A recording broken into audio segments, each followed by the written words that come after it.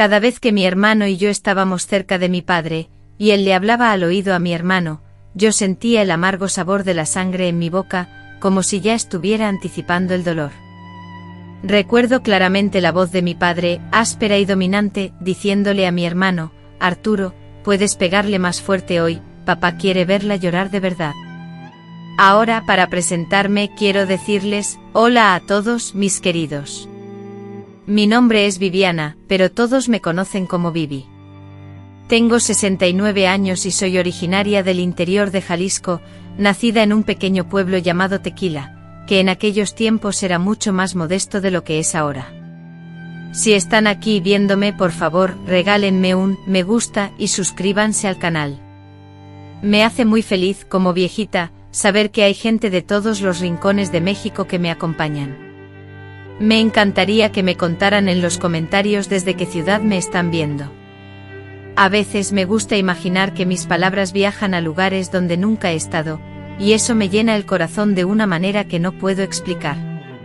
Hoy quiero compartir con ustedes una historia que he guardado celosamente en mi corazón por más de 50 años.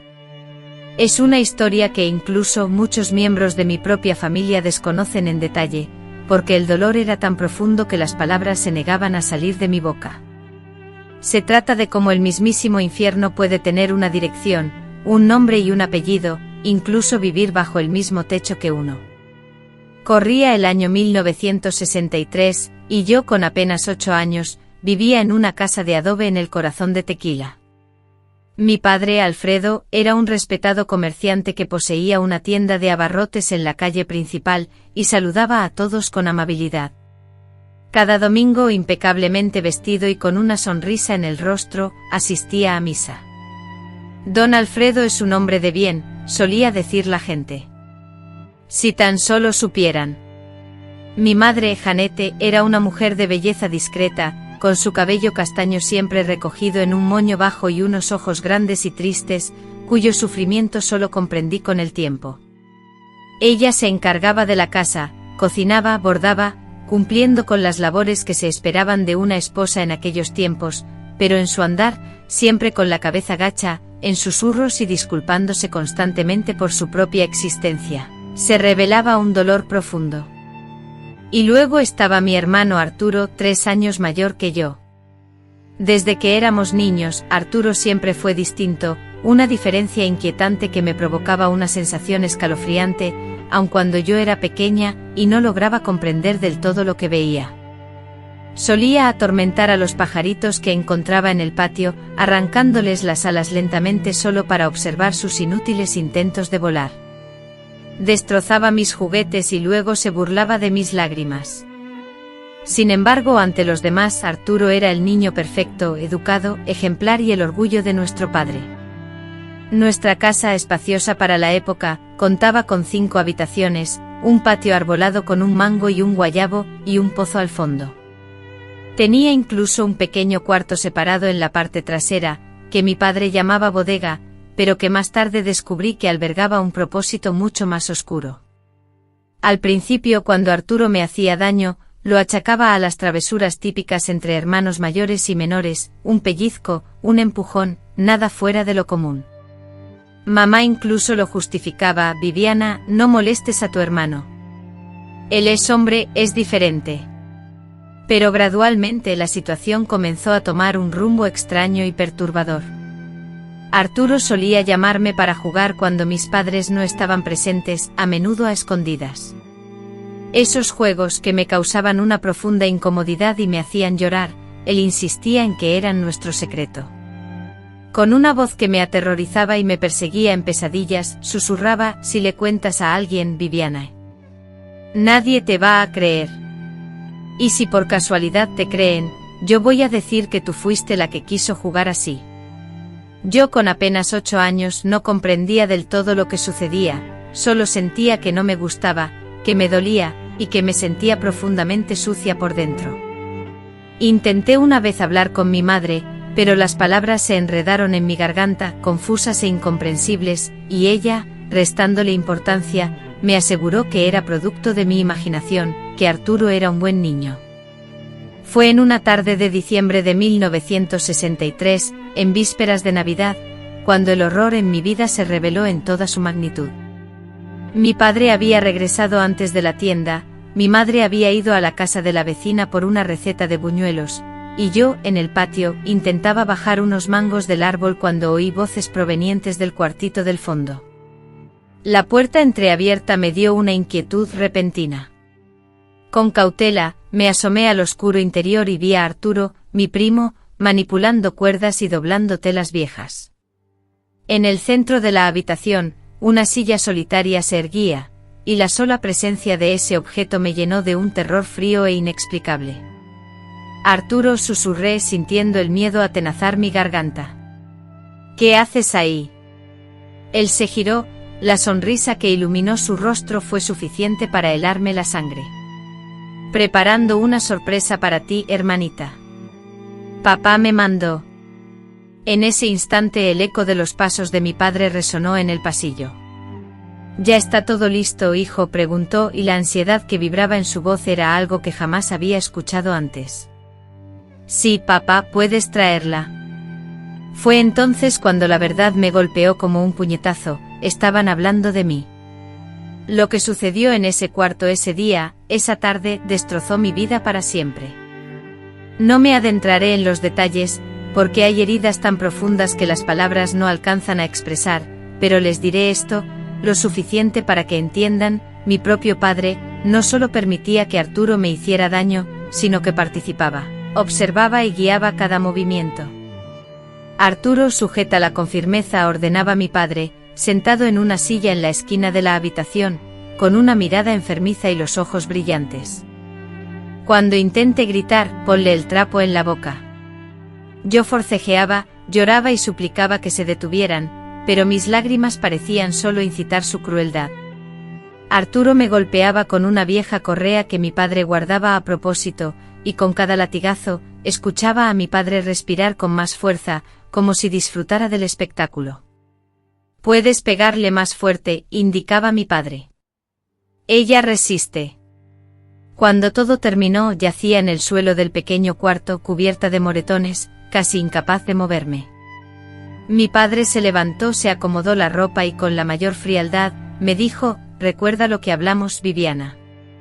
Esto es un asunto familiar. Si le cuentas a alguien, especialmente a tu madre, tendré que pedirle a Arturo que sea aún más ingenioso contigo. Salí de allí arrastrándome.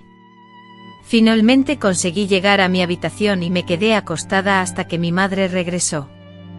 Al verme con heridas en el rostro, el labio roto y un moretón, preguntó qué me había sucedido. Respondí mintiendo, tal como mi padre me había instruido. Ay, hija mía, debes tener más cuidado, me dijo. Si tan solo supiera que ella era quien necesitaba precaución. Esa fue la primera de muchas tardes de horror en el cuartito trasero, siempre que mi madre se ausentaba, siempre que no había nadie para escuchar mis gritos.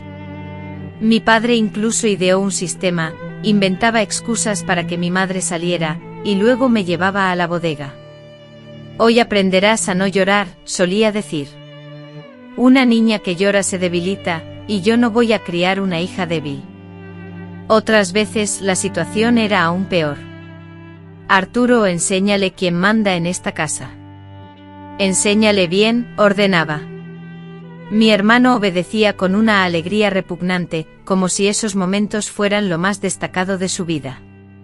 Inventaba nuevas formas de hacerme daño, poniendo a prueba mi resistencia, midiendo hasta dónde podía llegar sin dejar marcas visibles para mi madre. ¿Te gusta estudiar, Viviana, cierto?, preguntó Arturo mientras ataba mis muñecas con fuerza. Hoy te voy a mostrar lecciones que no encontrarás en los libros. Cerré los ojos con fuerza, intentando huir a un mundo imaginario. Visualizaba el aula de la escuela, a la dulce maestra Dalva sonriéndome, los libros que devoraba a escondidas bajo las sábanas. Soñaba con ser doctora, con curar a otros niños, con ser diferente a ellos. Pero a pesar de mis esfuerzos mentales, mi cuerpo permanecía cautivo, sintiendo el dolor, sangrando, desmoronándose lentamente. Lo más aterrador era que papá no actuaba impulsado por la ira o la rabia. Lo hacía con frialdad, premeditación, como si fuera el acto más común del mundo. A veces incluso sonreía. La mujer debe aprender su lugar desde niña, le justificaba Arturo como si impartiera una lección magistral. Y el lugar de la mujer siempre está bajo el hombre. Arturo escuchaba cada palabra con la devoción de quien recibe el Evangelio. La madre, preocupada, comenzó a sospechar al notar una drástica caída en mis notas escolares, mi repentino abandono de los juegos y mi transformación en una niña silenciosa y retraída, que se refugiaba en su habitación. Cada vez que mi madre intentaba hablar conmigo, mi padre aparecía, interrumpiendo y minimizando la situación. La niña está en una etapa difícil, Janet. Es normal, déjala quieta, decía con su voz calmada y controladora. Mi madre, sintiendo tanto miedo como yo, se sometía, asintiendo en silencio. Así transcurrieron 2 años de sufrimiento constante, de despertar cada mañana con terror y dormir cada noche con dolor. Durante esos 2 años, fingí en la escuela que todo estaba bien, que éramos una familia normal, y que mi padre era un hombre respetable. Hasta que un día, cuando cumplí 10 años, algo cambió radicalmente. Mi madre llegó a casa inesperadamente temprano, justo cuando mi padre me conducía al pequeño cuarto. Ella presenció todo, mi miedo, mis lágrimas, la fuerza con la que mi padre me sujetaba del brazo. En una fracción de segundo, nuestras miradas se encontraron, y en ese instante mi madre finalmente comprendió la verdad. Esa noche, después de 2 largos años, vi a mi madre llorar por primera vez. No era un llanto cualquiera, sino uno profundo, el de alguien que acababa de despertar de un sueño, de descubrir que la realidad que conocía era una cruel farsa. Se refugió conmigo en mi habitación y por primera vez, me hizo una pregunta directa sobre la verdad. Viviana, susurró con voz temblorosa, mientras acariciaba con delicadeza los moretones que cubrían mi brazo, ¿cuánto tiempo lleva ocurriendo esto? La respuesta se atascó en mi garganta, las palabras se negaban a salir, como si aún temiera que mi padre pudiera escucharme a través de las paredes. Sin embargo, la mirada de mi madre en ese instante era diferente, como si finalmente se hubiera quitado una venda de los ojos. Logré susurrar, desde los 8 años, mamá. Mi madre, al escucharme, se llevó las manos a la boca, intentando sofocar un grito de angustia. Dios mío, mi niña, no lo sabía.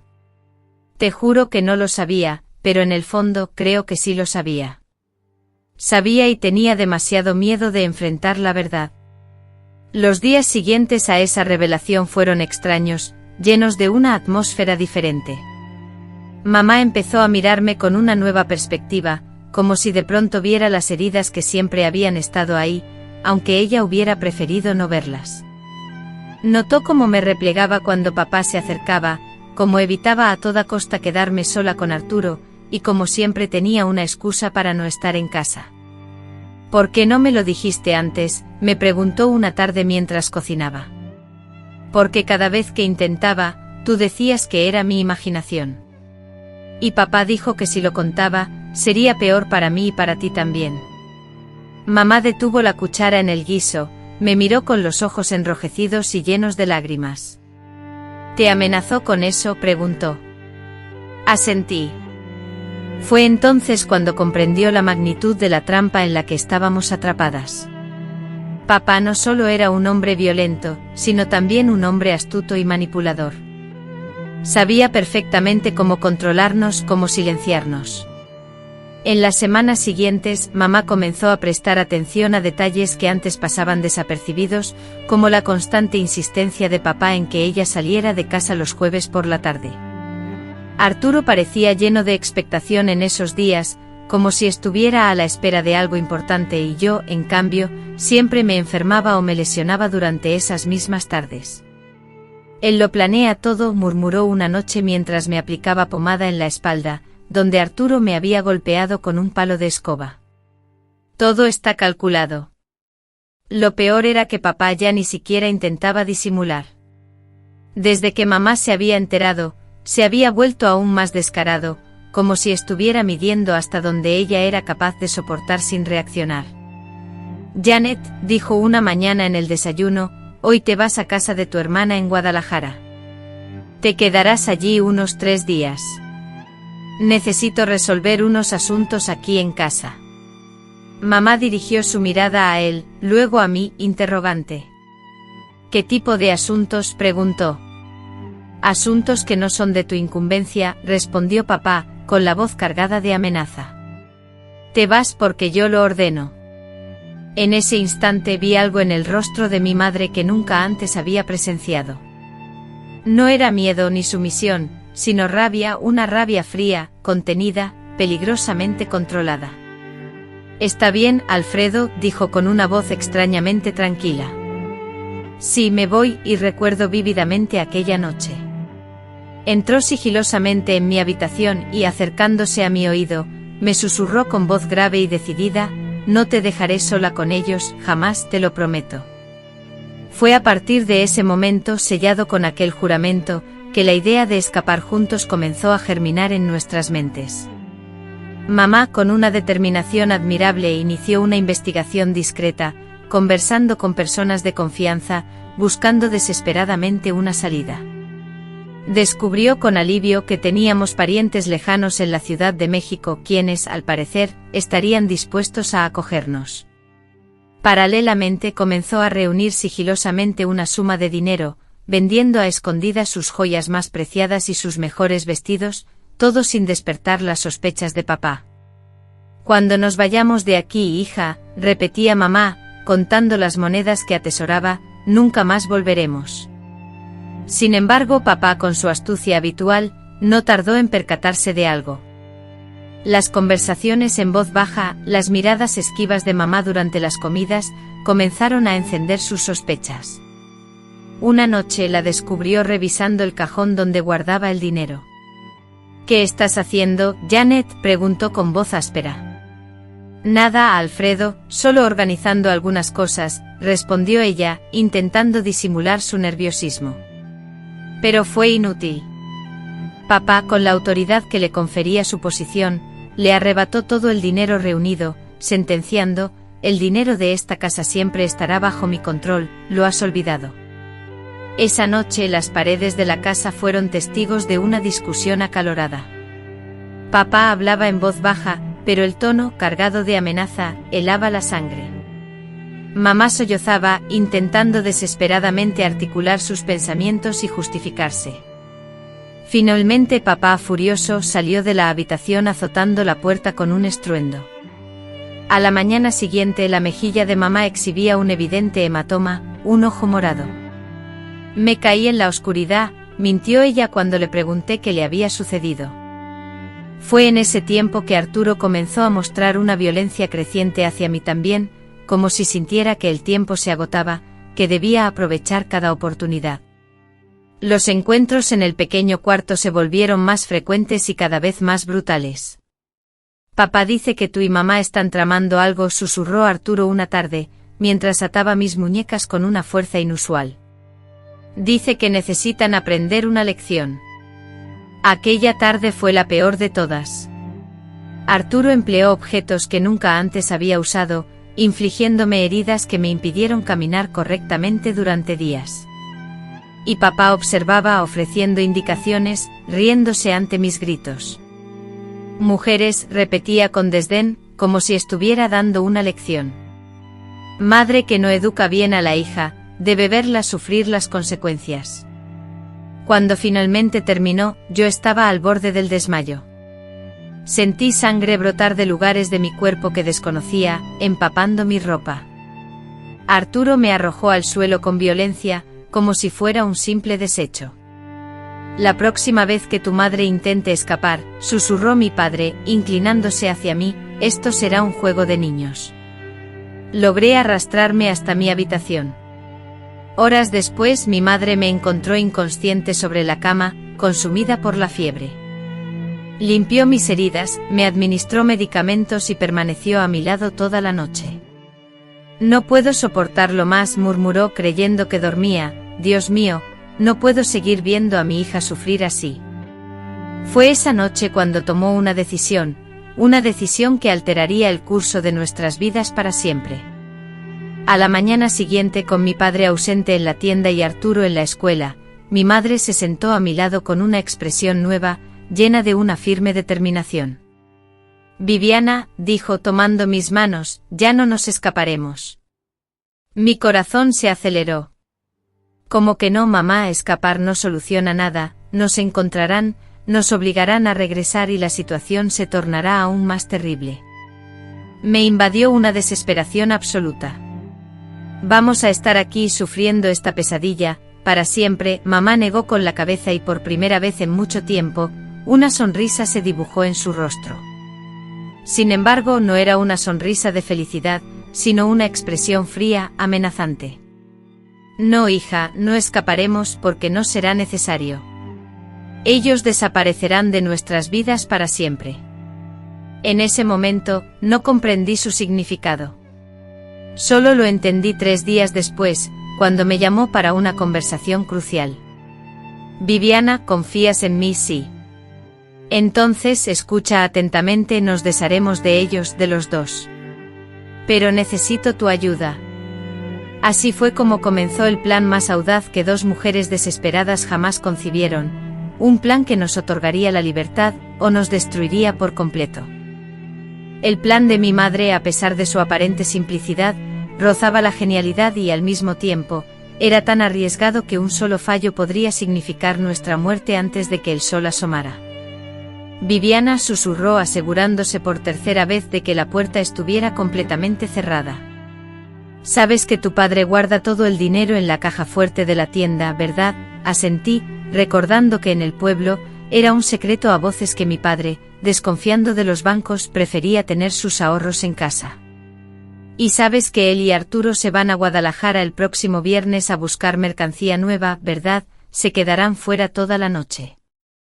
Esto también era algo conocido por todos, pues cada mes mi padre y Arturo realizaban ese viaje para reabastecer la tienda, regresando siempre el sábado por la mañana, fatigados y con resaca debido a las copas que tomaban en la capital.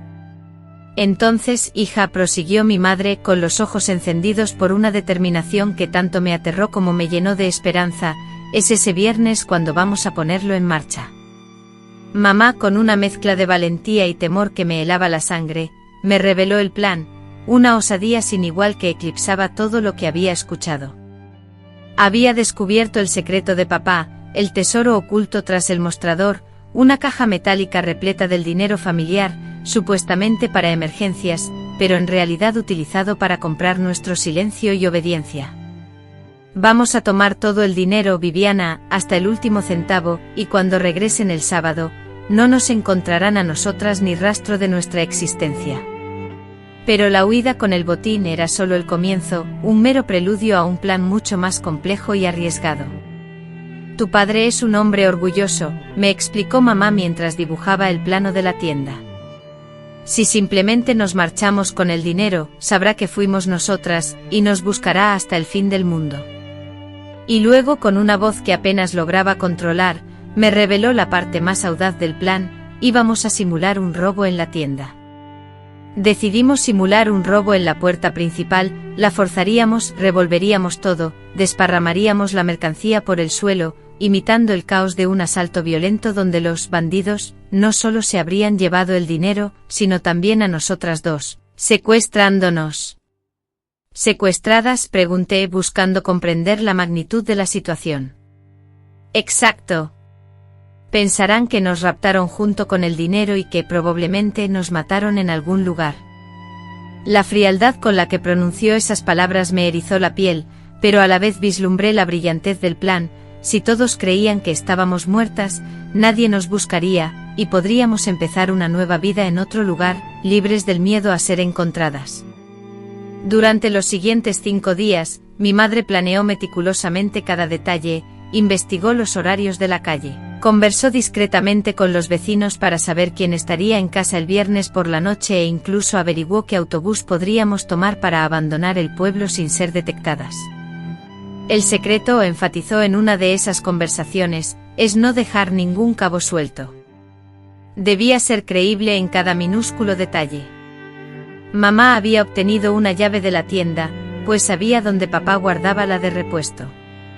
Calculó meticulosamente qué artículos regar por el suelo, qué estante debía ser desordenado, e incluso dónde colocar unas cuantas gotas de nuestra propia sangre para simular un forcejeo. ¿Nuestra sangre?, pregunté, presa del pánico. Solo unas gotas, hija, en la puerta, en el mostrador, para hacer creer que intentamos defendernos. La parte más complicada del plan, sin embargo, era la psicológica: fingir normalidad durante 5 días, aparentar que nada había cambiado, que seguíamos siendo las mismas mujeres sumisas de siempre. Papá no sospechó nada, y siguió con su rutina de crueldad, encerrándome en el cuarto cada vez que mamá se ausentaba, golpeándola cuando lo contradecía, tratándonos como si fuéramos posesiones. Cuando regrese de Guadalajara, anunció el jueves, quiero que las dos hayan limpiado toda la casa. Parece un basurero. Sí, Alfredo, respondió mamá, inclinando la cabeza hacia abajo como solía hacer, pero esta vez, sin que él la viera, me guiñó un ojo. Arturo, visiblemente entusiasmado por el viaje, me susurró al oído durante la cena: te compraré algunas cosas especiales, hermanita, cosas que harán nuestros encuentros aún más interesantes. Sentí náuseas, pero solo sonreí y asentí, sabiendo que no habría más encuentros, ni nada más. El viernes por la mañana, se marcharon temprano. Papá le dio a mamá un beso en la mejilla, el falso beso que siempre le daba cuando se iba de viaje. Arturo, al despedirse, me apretó la mano con demasiada fuerza. Hasta mañana, mujeres, gritó papá desde el coche. Pórtense bien. Esperamos hasta que el coche desapareció por completo en la carretera y, después, aguardamos 1 hora más, para estar absolutamente seguras. Entonces mamá me miró fijamente y me dijo: ahora, hija, es ahora o nunca. Empezamos nuestra labor esa misma tarde, cuando la calle estaba más tranquila y desierta.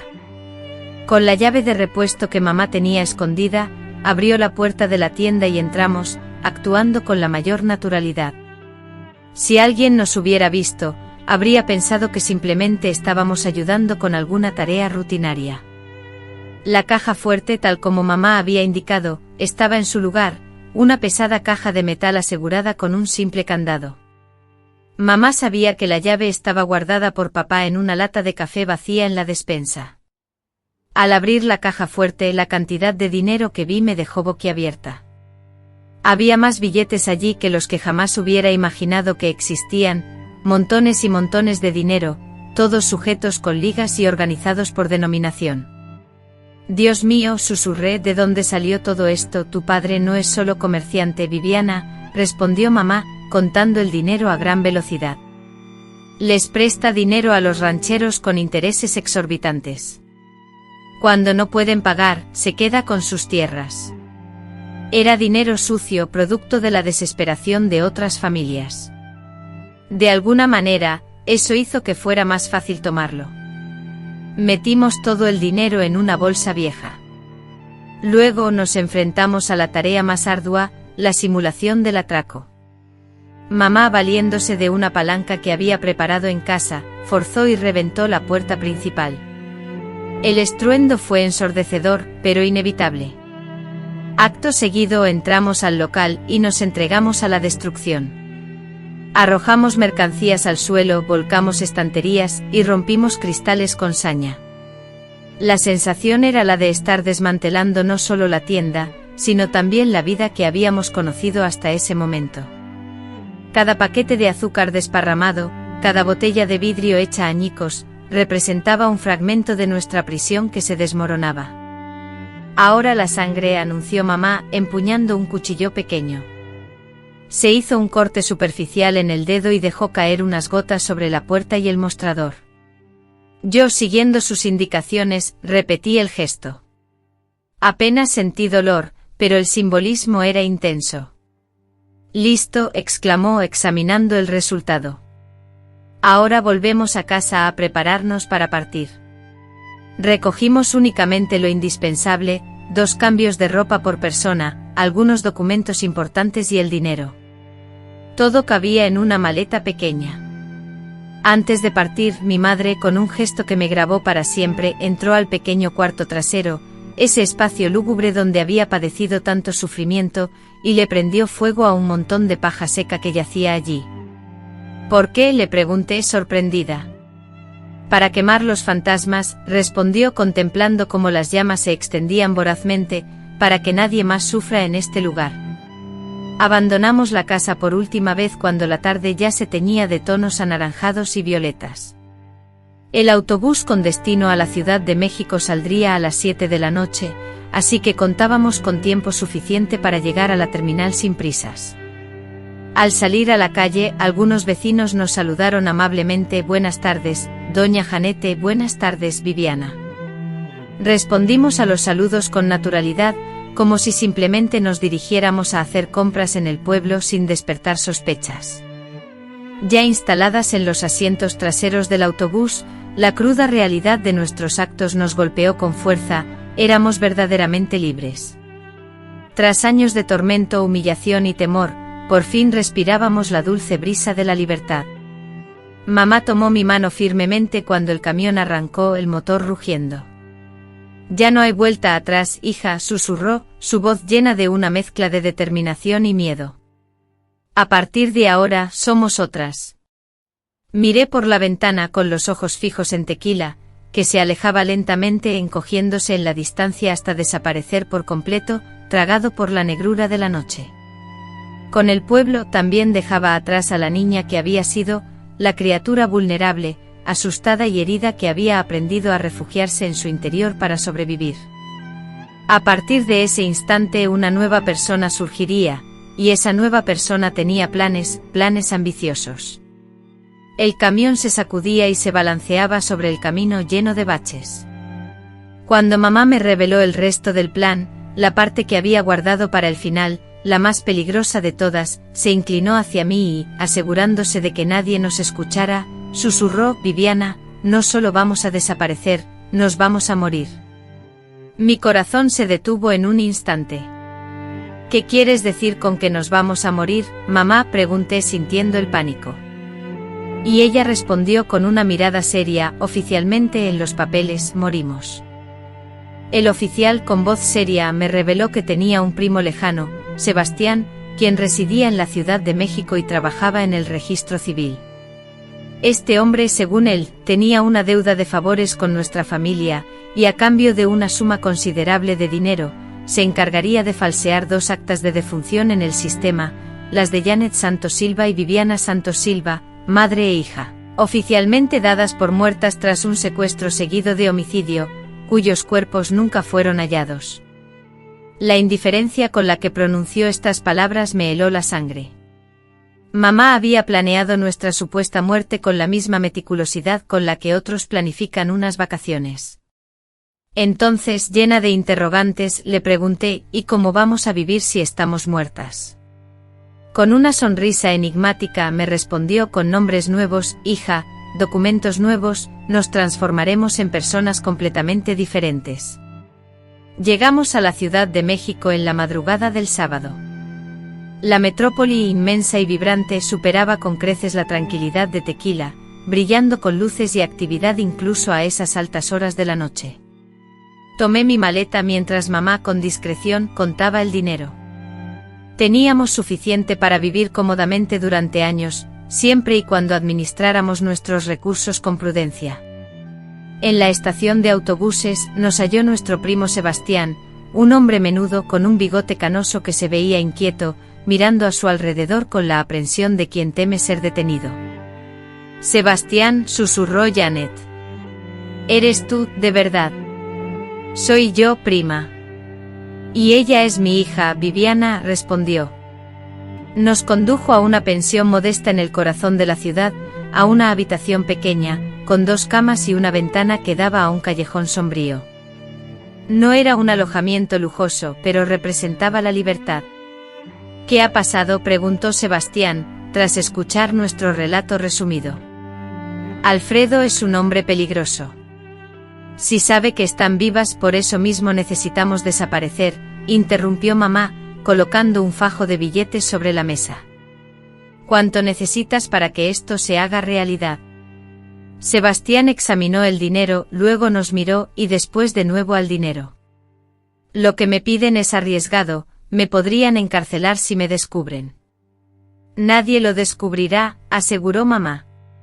Y si descubren algo, nosotras nos encargaremos de que no tengas ningún problema. Transcurrieron 3 largos y agobiantes días hasta que todo estuvo preparado. Encerradas en una habitación calurosa e incómoda, solo salíamos para comprar lo esencial, viviendo constantemente con el temor de ser reconocidas. Sebastián nos mantenía informadas diariamente sobre el avance del plan. Logré contactar a un amigo en el hospital que falsificará los certificados de defunción, nos confió el segundo día. Explicó que los cuerpos hallados estaban tan desfigurados que la identificación, solo por la documentación, era imposible. Pregunté con inquietud, ¿y los cuerpos? Sebastián respondió evasivamente que cuerpos, por razones sanitarias, fueron incinerados. El miércoles, Sebastián regresó con la nueva documentación. Mi madre, ahora, se llamaba María Concepción de la Silva, y yo, Ana Beatriz de la Silva, 2 hermanas huérfanas provenientes del interior en busca de trabajo. Dudé sosteniendo mi nueva credencial de elector, y nuestra vida anterior. Sebastián con frialdad sentenció: nunca existió. Janete y Viviana Santos fallecieron el sábado pasado. Ahora, ustedes son otras personas.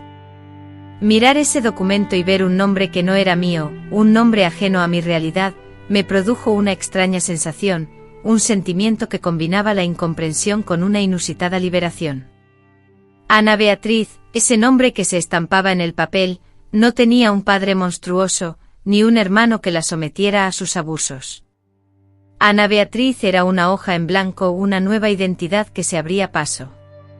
Después nos mudamos a una colonia diferente, dejando atrás el pasado. Rentamos una pequeña casa, modesta pero funcional, con 2 cuartos y un patio diminuto. Mamá consiguió trabajo rápidamente en una fábrica de ropa cercana. Yo, por mi parte, me inscribí en una escuela secundaria pública que quedaba a unas cuantas cuadras. Recuerdo perfectamente la primera noche en nuestra nueva casa, cuando mamá, con una determinación que me llenó de esperanza, me dijo: a partir de ahora, somos solo nosotras 2 contra el mundo, y juntas vamos a ganar. Sin embargo, la adaptación no fue sencilla. Las noches estaban plagadas de pesadillas, nos despertábamos sobresaltadas en medio de la oscuridad, atormentadas por el miedo constante de que papá y Arturo nos encontraran. Cualquier ruido inesperado nos sumía en un pánico irracional. Nos llevó meses lograr dormir una noche completa sin interrupciones, sin sentir la amenaza constante. En la escuela, tuve que inventar una historia sobre nuestra familia para poder encajar. Conté que nuestros padres habían fallecido en un trágico accidente automovilístico, y que nos habíamos mudado a la capital porque ya no teníamos a nadie más en el interior. Los profesores, aunque no me desconfiaban, sino que me trataban con lástima, algo que prefería, no comprendían la verdadera batalla que libraba internamente. A los 11 años cargaba con heridas emocionales que la mayoría de los adultos jamás experimentarían, pesadillas recurrentes, ataques de pánico cada vez que un hombre se me acercaba y una incapacidad para concentrarme en mis estudios. «Necesitas ayuda profesional», me dijo mi madre una noche, después de encontrarme llorando desconsoladamente en el baño por 3ª vez en esa semana. ¿Qué tipo de ayuda? Un doctor para la mente, un psicólogo. Sin embargo, las consultas con un psicólogo eran costosas y estábamos haciendo todo lo posible por ahorrar. Entonces mi madre halló una alternativa: la biblioteca pública. Si no puedes pagar que alguien te cure la mente, me dijo, tendrás que aprender a curarte tú sola. Fue así como descubrí los libros de psicología. Comencé con folletos sencillos sobre el trauma infantil, y luego progresé a libros más profundos sobre el desarrollo mental, la terapia y la medicina. En la biblioteca solía pasar largas horas absorta en la lectura, investigando sobre mi propia experiencia, intentando comprender qué me había sucedido. «Pasa demasiado tiempo leyendo, esta niña», le comentó la bibliotecaria, doña Rosa, a mi madre. «Solo lee libros complicados para adultos». Siempre ha sido muy inteligente, replicó mi madre, recordando desde mi infancia mi afición por el saber. Lo que doña Rosa desconocía era que aquellos libros me estaban salvando. Cada página era como una sesión de terapia, pero gratuita. Aprendí sobre el trastorno de estrés postraumático, sobre cómo el cerebro procesa el trauma y sobre técnicas de autoayuda. Fue a través de la lectura de esos libros que decidí que quería hacer de mayor, no solo ser doctora, como siempre había soñado, sino psiquiatra infantil. Anhelaba entender a la perfección el funcionamiento de la mente de una niña traumatizada. Deseaba poder ayudar a otras niñas que, como yo, hubieran sufrido. ¿Estás segura?, me preguntó mi madre cuando le compartí mi decisión. La carrera de medicina es extremadamente exigente y además muy costosa. Considerando tu origen y las dificultades que has enfrentado, entiendo completamente tus motivaciones. Respondí que sí, porque sé lo que es padecer y sentir que nadie te comprende. Al escucharme, mi madre sonrió, una sonrisa de orgullo que hacía mucho tiempo que no le veía en el rostro. Entonces vamos a luchar para que lo logres, dijo. Y así fue, luchamos de verdad. Mamá trabajaba jornadas dobles en la fábrica, mientras yo estudiaba de manera intensa, casi obsesiva. Mis notas siempre fueron las mejores de la clase. Los profesores comenzaron a fijarse en mí y a motivarme. La maestra de biología le comentó a mi madre, en una reunión escolar: Ana Beatriz tiene potencial para la universidad, debería cursar la preparatoria. Pero la preparatoria también implicaba un gasto considerable. Así que conseguí un trabajo los fines de semana vendiendo dulces en el Zócalo. Aunque el sueldo era modesto, ayudaba. Mamá nunca se quejó del cansancio, y yo nunca me lamenté por la falta de tiempo para el juego. Fueron años difíciles, pero también de gran crecimiento. Día tras día Ana Beatriz se forjaba más fuerte, más decidida. Viviana, con el rostro pálido por el temor, se desdibujaba en el recuerdo, como si fuera tragada por el pasado, por la vida que habíamos dejado atrás. A los 17 años me enfrenté al examen de admisión para la carrera de medicina en la prestigiosa Universidad Nacional Autónoma de México. Este era mi anhelo más profundo, pero también la fuente de mis mayores miedos.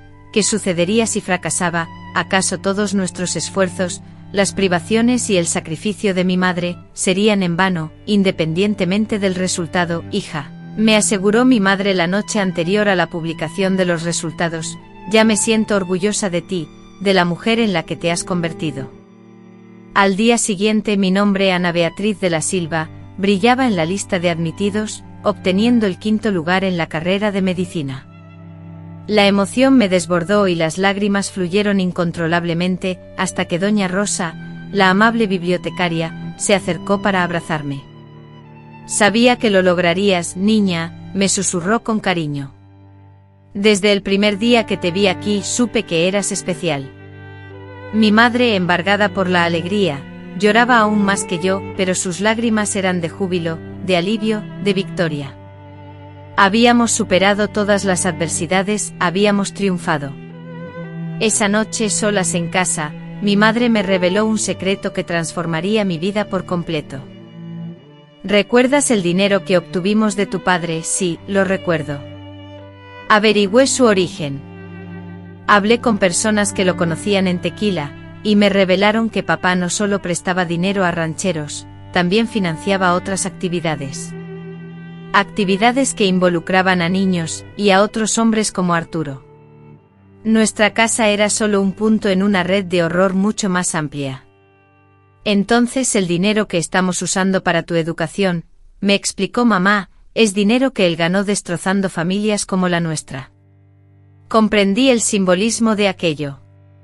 Estaba usando el dinero de mi victimario para convertirme en alguien que protegería a otros niños. Era justicia poética en su máxima expresión. No siento culpa, dije. Siento que es el destino correcto para ese dinero. Mamá asintió. Yo también. Y así a los 18 años ingresé a la Facultad de Medicina, llevando no solo mis sueños, sino también una misión. Me graduaría no solo para mí, sino para todas las niñas que sufrieron lo que yo sufrí. Aún desconocía por completo los desafíos y las pruebas que se interpondrían en mi camino. No tenía ni idea de cuántas veces sentiría el impulso de abandonar, ni de las noches que pasaría estudiando hasta el alba, ni de las veces que fracasaría antes de alcanzar mi meta. Sin embargo, algo sí sabía, sin importar cuánto tiempo tomara, sin importar los obstáculos que se presentaran, lo lograría. No solo luchaba por mí misma, sino por todas las Vivianas del mundo. La primera vez que suspendí, lloré durante 3 días seguidos. Corría el año 1972, estaba en segundo año de la carrera de medicina y la materia maldita era anatomía. El profesor Dr. Enrique, un hombre severo con gafas gruesas, me llamó después del examen. «Señorita Ana Beatriz», dijo hojeando mi examen con una mueca de desaprobación. «Sus calificaciones teóricas son excelentes, pero en la práctica, se bloquea por completo al examinar a pacientes masculinos». Era la pura verdad. Cada vez que debía realizar un examen físico a un hombre, mis manos comenzaban a temblar incontrolablemente, mi voz se volvía apenas audible y mi mente se nublaba por completo, como si se desconectara de la realidad. Los profesores en su inocencia atribuían estas reacciones a la timidez natural de una joven provinciana. Jamás sospecharon que cada contacto físico, cada momento de cercanía con un cuerpo masculino, me transportaba instantáneamente al horror de aquel pequeño cuarto, un lugar maldito en mi memoria. La decisión estaba tomada, tendría que reprobarla, a pesar de sus excelentes notas teóricas. La carrera de medicina demandaba una firmeza y seguridad que yo, evidentemente, no poseía en esas circunstancias. Salí de la sala de exámenes completamente destrozada. En la puerta de la facultad, como cada día desde que inicié mis estudios, me esperaba mi madre. «¿Y bien, hija, cómo te fue?», me preguntó con una sonrisa. Incapaz de articular palabra, solo pude derrumbarme en un mar de lágrimas, ante la mirada atónita de todos. Mi madre, sin hacer preguntas, me abrazó con fuerza, me llevó a casa, preparó un reconfortante té de manzanilla y esperó pacientemente a que recuperara la calma para poder hablar. «Reprobé, mamá. Reprobé por culpa de lo que me hicieron», logré balbucear, expresando por primera vez en voz alta cómo el trauma del pasado aún ejercía un control absoluto sobre mi presente. Después de todos esos años creyendo haber superado el pasado, pensando que yo, Ana Beatriz, era lo suficientemente fuerte como para dejar a Viviana y todo lo que representaba atrás, descubrí que no era así. «Hijita», dijo mi mamá, sosteniendo mis manos con fuerza, «el trauma no desaparece de la noche a la mañana, se queda ahí latente, esperando el momento oportuno para resurgir». La angustia me invadió, pero ¿y si nunca lo logro? ¿Y si cada vez que un paciente hombre necesite de mí, me bloqueo de esta manera? «Entonces encontraremos la forma de que no te bloquees», respondió mi madre, quien, contra todo pronóstico, consiguió el dinero para pagarme terapia. La psicóloga, la doctora Elena, una mujer de unos 50 años, con cabellos grises y una voz serena y ojos amables, me recibió. «Ana», me dijo en nuestra primera sesión, «cuéntame qué ocurre cuando necesitas examinar a un paciente hombre». Intenté explicarlo, pero las palabras salían desordenadas, confusas. ¿Cómo podía describir que cada vez que veía a un hombre sin camisa, la imagen de Arturo me asaltaba, y que cada vez que debía examinar un abdomen masculino, la voz de mi padre susurraba instrucciones en mi oído? Después de 6 meses de terapia, durante los cuales solo lograba relatar una versión falsa de mi pasado, inventando la muerte de mis padres en un accidente y atribuyendo mi trauma a haber presenciado ese suceso, la psicóloga Ana intervino. Me señaló que estaba contando una historia, no mi verdad, y que hasta que no revelara esa verdad, no podría avanzar en mi tratamiento. Fue entonces cuando me derrumbé y confesé todo, absolutamente todo, sobre Viviana, el cuartito, mi padre y Arturo, nuestra huida y nuestra fingida muerte. La doctora Elena me escuchó sin juzgar, sin mostrar sorpresa o compasión. Al finalizar, me dijo: «sobreviviste a lo imposible». Y añadió, reconociendo mi deseo de ayudar a otros niños: «Eso no es trauma, Ana, eso es propósito». A partir de ese momento, las sesiones comenzaron a ser realmente efectivas. Aprendí técnicas de respiración para controlar el pánico y ejercicios mentales para anclarme en el presente cuando los recuerdos dolorosos regresaban. La doctora Elena me ayudó a comprender que mis reacciones emocionales intensas, que yo consideraba debilidades, eran en realidad mecanismos de defensa que mi cerebro había desarrollado para protegerme. Tu miedo a los hombres no es infundado, me explicó. Para una niña que ha experimentado lo que tú has vivido, desconfiar de las figuras masculinas es una estrategia de supervivencia. Retomé mis estudios de anatomía el semestre siguiente. En esta ocasión, y sin entrar en detalles, le informé al profesor sobre mis dificultades. Sufro de ansiedad cuando debo examinar a pacientes hombres, le dije. Sería posible que siempre empezara acompañada de una compañera. El profesor Enrique, quien el semestre anterior me había parecido severo, demostró una comprensión inesperada. Por supuesto, respondió. Y si necesitas más tiempo para adaptarte, no hay problema. Fue así, gradualmente, como logré superar mis miedos. Primero examiné a un paciente hombre con una compañera presente, después sola, pero con la puerta entreabierta, finalmente con la puerta cerrada. Cada pequeño avance era celebrado en casa con mi madre. En la cena, conté que hoy había logrado auscultar a un hombre de 60 años sin que me temblaran las manos. Mi madre con orgullo respondió: mi hija es una guerrera. A pesar de superar las dificultades prácticas, la carrera seguía siendo un desafío por otras razones. Éramos solo 5 mujeres en un grupo de 40 estudiantes. Los profesores constantemente recordaban que la medicina no era un ámbito para señoritas delicadas. Un profesor de cirugía, en una clase, afirmó: una mujer que aspire a ser doctora debe ser 2 veces mejor que un hombre, ya que será cuestionada el doble. Aquella frase la tomé como motivación. Estudiaba más que mis compañeros, obtenía mejores calificaciones y sabía responder preguntas que dejaban a los chicos sin respuesta. Algunos compañeros me respetaban por ello, mientras que otros me detestaban. En un pasillo escuché a un compañero decir: Ana solo sale bien porque los profesores le tienen lástima. En la carrera de medicina, las mujeres solo buscan aparentar. Opté por no responder. Obtuve la máxima calificación en el siguiente examen, como solía ser habitual.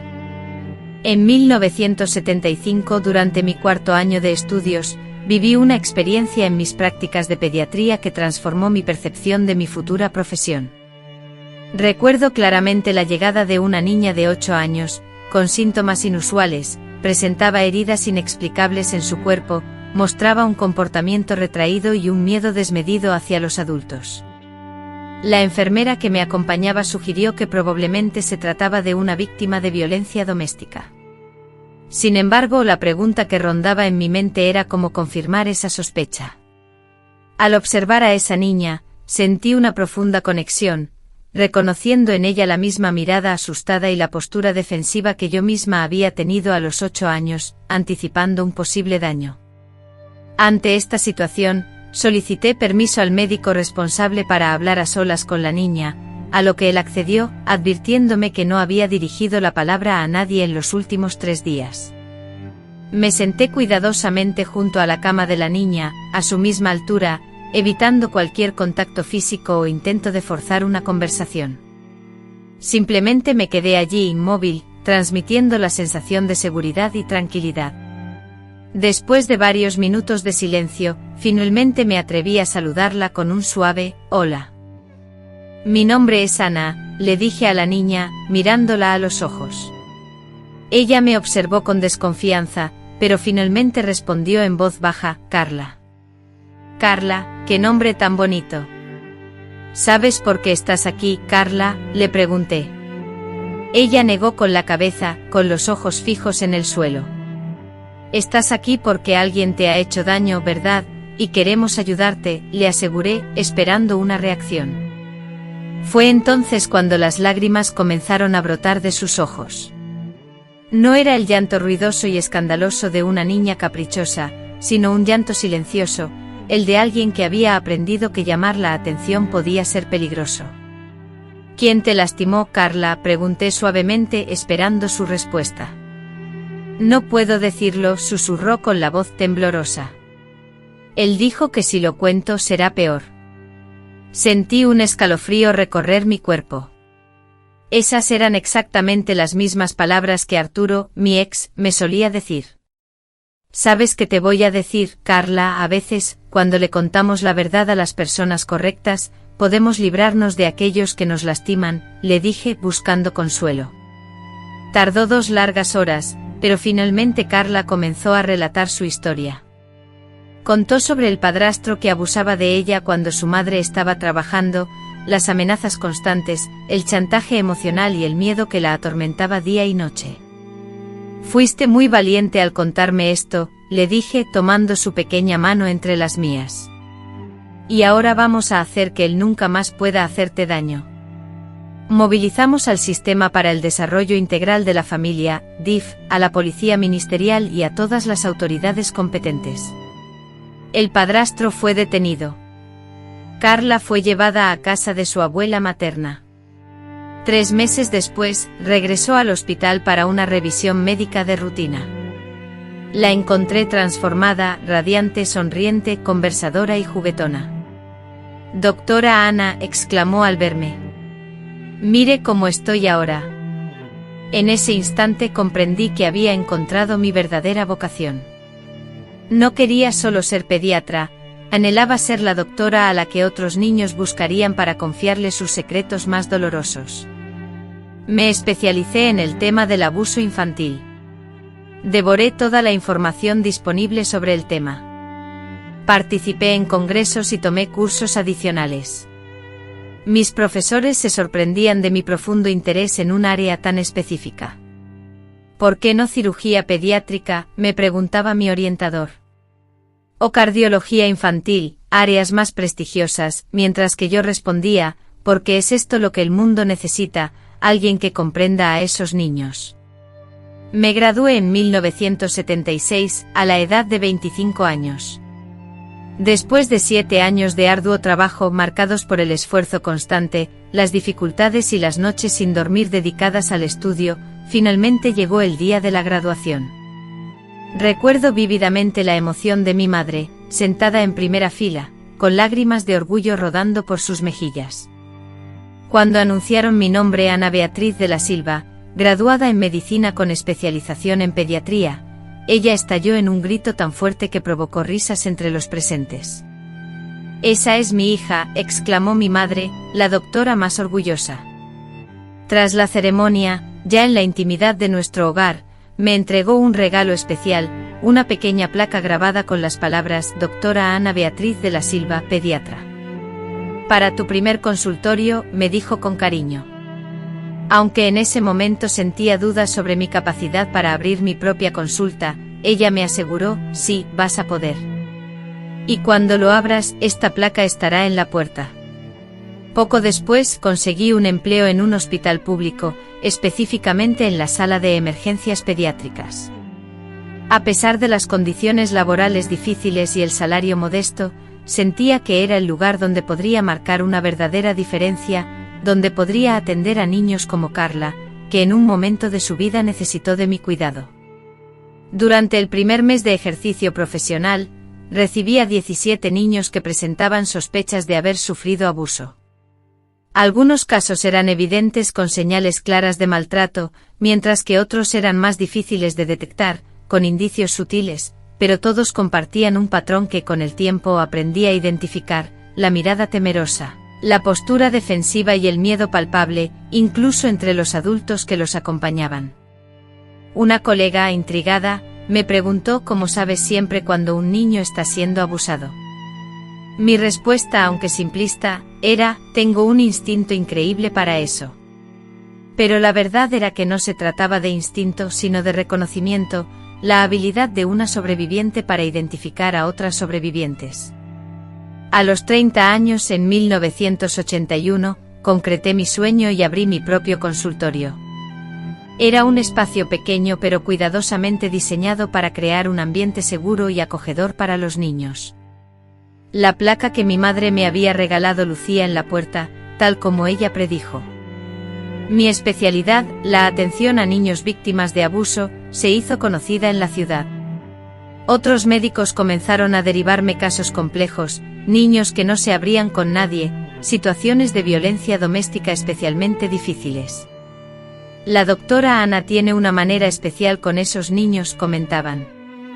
Confían en ella. Y por supuesto, así era. Yo comprendía su sufrimiento porque había experimentado idénticas circunstancias. Dominaba su lenguaje, reconocía sus temores y sabía con precisión qué palabras emplear para infundirles confianza y seguridad. Cada niño que auxilié representó una pequeña revancha contra mi padre y Arturo. Cada familia que logré rescatar significó una victoria sobre el sistema que intentó aniquilarme. Convertí mi dolor en un propósito, mi trauma en una herramienta de sanación. Y mi madre siempre estuvo a mi lado, brindándome apoyo, aliento y recordándome de dónde veníamos y todo lo que habíamos logrado. Salvaste a más de 1000 niños en estos años, me dijo en mi cumpleaños número 40.000 niños que no pasarán por lo que nosotras pasamos. Los salvamos, mamá, las dos juntas, porque así fue. Cada uno de mis logros era nuestro. Cada vida que transformé albergaba la fuerza que ella me transmitió en mis momentos más críticos.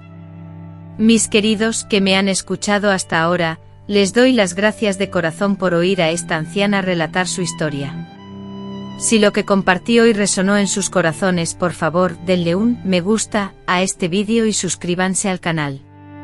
Cada nueva suscripción es un recordatorio de que abrir mi corazón valió la pena, que mis palabras quizás puedan brindar consuelo o fuerza a alguien que enfrenta sus propios desafíos. Mi nieta publica regularmente testimonios de otras abuelitas, relatos de dolor, lucha y victoria. Historias que nos recuerdan nuestra increíble fortaleza, que nuestras cicatrices, aunque permanezcan, pueden convertirse en marcas de honor que narran no solo lo que hemos sufrido, sino sobre todo cómo hemos perseverado. Hasta el próximo vídeo, mis queridos. Que Dios bendiga sus caminos y que nunca pierdan la esperanza. Esta abuelita es prueba viviente de que incluso en las noches más oscuras, siempre hay luz al final del túnel.